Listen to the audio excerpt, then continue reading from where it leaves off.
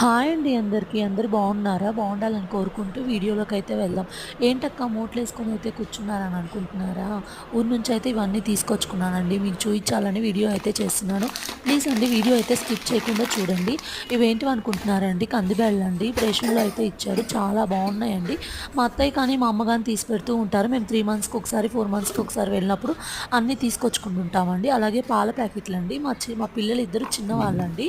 అంగన్వాడీ స్కూల్‌లో ఇస్తుంటారు. First time అయితే టీ పెట్టినప్పుడు చాలా టేస్ట్‌గా ఉన్నాయని చెప్పి నేను ఊరైతే తీసుకొచ్చుకొని దాన్నైతే వాడుకుంటున్నానండి స్వీట్‌లో కానీ అలాగా.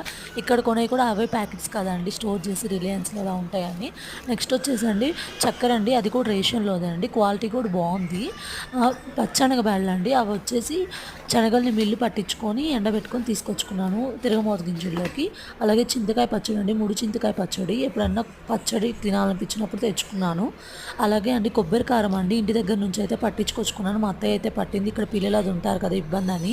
అలాగే మిల్లు పట్టించిన కారం అండి. అది ఎండబెట్టి బాగా మా మామయ్య అయితే మిల్లు అయితే పట్టించుకొచ్చాడు. కరివేపాకు అయితే మా చేలోదండి. ఇవన్నీ అయితే డబ్బాలకైతే ప్యాక్ చేసుకున్నాను. ఫైనల్‌గా అండి వీడియో నచ్చితే లైక్ చేయండి, కామెంట్ చేయండి అండ్ సబ్స్క్రైబ్ చేసుకోండి.